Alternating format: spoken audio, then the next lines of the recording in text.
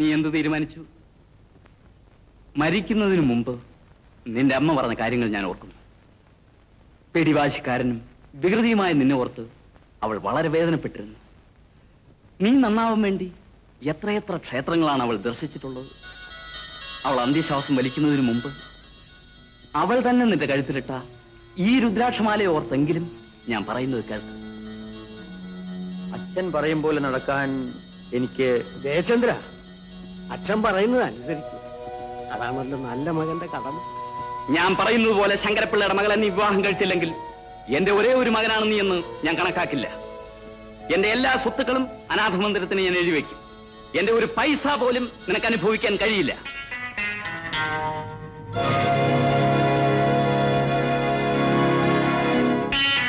ഞാൻ പിന്നീട് പറയാം. പിന്നെ പറഞ്ഞാലൊക്കില്ല. ഇപ്പോ ഇവിടെ വെച്ച് എന്റെ മുമ്പിൽ വെച്ച് തീരുമാനിക്കണം. തീരുമാനിച്ചു. എനിക്ക് ലിസി ടീച്ചറെ എന്ന പറഞ്ഞ് വഞ്ചിക്കേണ്ട കാര്യമില്ല. ജയചന്ദ്രൻ മുതലാളിയുടെ വിവാഹം നിശ്ചയിച്ചു. ഇല്ല, അദ്ദേഹം അത് ചെയ്യില്ല. അദ്ദേഹം അത് ചെയ്യാൻ പാടില്ലാത്തായിരുന്നു. പക്ഷെ അദ്ദേഹം സമ്മതം മൂളുന്നത് ഞാൻ എന്റെ കാതുകൊണ്ട് കേട്ടതാണ്. അദ്ദേഹം എന്നെ വഞ്ചിക്കില്ല. എന്റെ ജോലി കളയിച്ച് എന്നെ ഇവിടെ താമസിപ്പിക്കുന്ന ഒരാൾ അങ്ങനെ ചെയ്യില്ല. നിങ്ങൾക്ക് അയാൾ നിന്ന് 2 കുട്ടികളുണ്ടായിരിക്കുന്നു. അല്ലാതെ അയാൾ നിങ്ങളെ വിവാഹം കഴിച്ചിട്ടില്ലല്ലോ. അതുകൊണ്ട് നിയമപ്രകാരം അയാൾക്ക് ആരെ വേണമെങ്കിലും വിവാഹം കഴിക്കാം. ടീച്ചറെ ഈ കാര്യം അറിയിക്കേണ്ട ഒരു കടമ എനിക്കുണ്ടായിരുന്നു. ഞാനത് ചെയ്തിരിക്കുന്നു.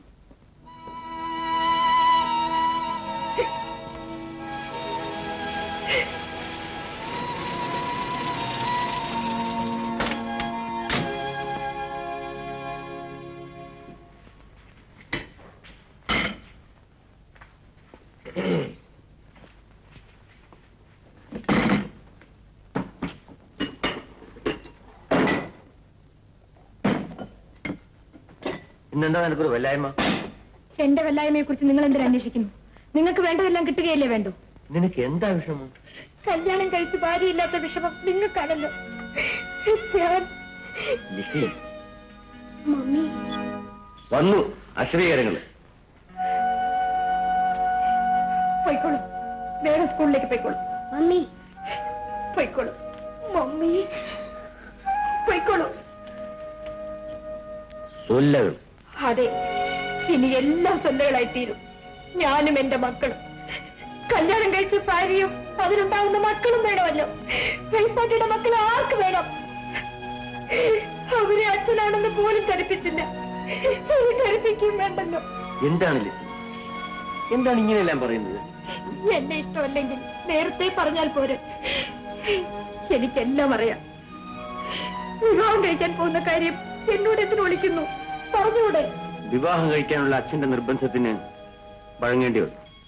ഇല്ലെങ്കിൽ അച്ഛന്റെ സ്വത്ത് എനിക്ക് കിട്ടില്ല. അതിനുവേണ്ടി മാത്രം ഞാനൊരു സത്യം ചെയ്യാം. ഞാൻ നിന്നെ സ്നേഹിക്കുന്നത് പോലെ മറ്റൊരു പെണ്ണിനെ എനിക്ക് സ്നേഹിക്കാൻ സാധിക്കില്ല. വിവാഹം കഴിച്ചാലും ഇല്ലെങ്കിലും നീ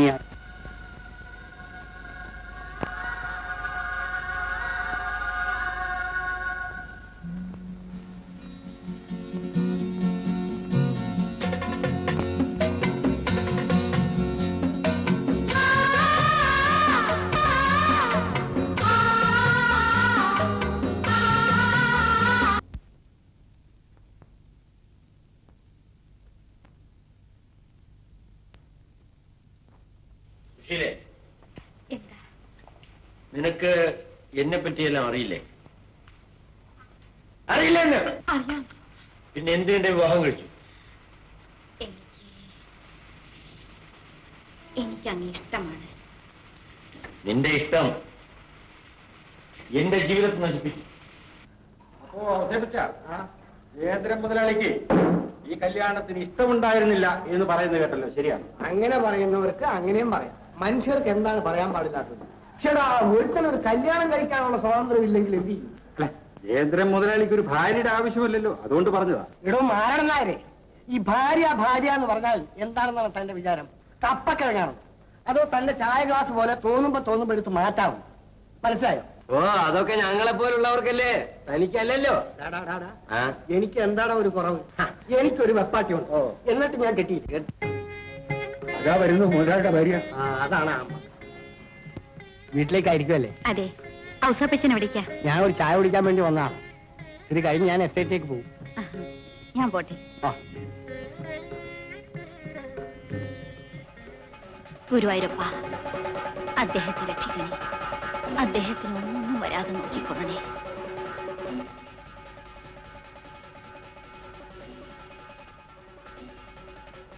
മോളെ, ഒന്ന് നിൽക്കൂ. ജയചന്ദ്ര മുതലാളിയുടെ ഭാര്യയല്ലേ? അതെ. നിങ്ങളാര്? എന്റെ പേര് കല്യാണിയമ്മേന്നാ. നിങ്ങളുടെ വീട്ടിൽ ജോലിക്ക് നിൽക്കുന്ന അമ്മണിയില്ലേ, അവളുടെ അച്ഛന്റെ മരുമകളുടെ ഭർത്താവിന്റെ ചെറിയമ്മേ ഞാൻ. മോൾ എനിക്കൊരു ഉപകാരം ചെയ്തു തരൂ. ഈ വരുന്ന 3-ാം തീയതി എന്റെ മോളുടെ കല്യാണം നിശ്ചയിച്ചിരിക്കുക. അതിന് അച്ഛനില്ല മോളെ. ഗുരുവായൂരപ്പൻ അല്ലാണ്ട് ഞങ്ങൾക്ക് ആരുമില്ല. ചെറിയ തോതിലാണെങ്കിലും കല്യാണം അല്ലേ മോളെ, ഒരു താലിയെങ്കിലും പണിയിക്കണ്ടേ? മോള് മുതലാളിയോട് പറഞ്ഞു ഈ കല്യാണിക്ക് എന്തെങ്കിലും ഒന്ന് തരയിക്കണം. നിങ്ങളൊരു കാര്യം ചെയ്യൂ, വീട്ടിലേക്ക് വരൂ. എന്തെങ്കിലും തരാമോ നോക്കട്ടെ. മോള് നന്നായി വരും. ഗുരുവായൂരപ്പൻ മോളെ രക്ഷിക്കട്ടെ.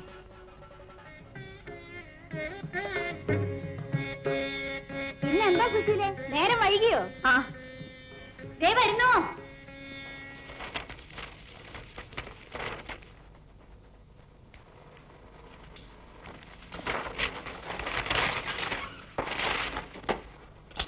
എവിടെ പോയിരുന്നു?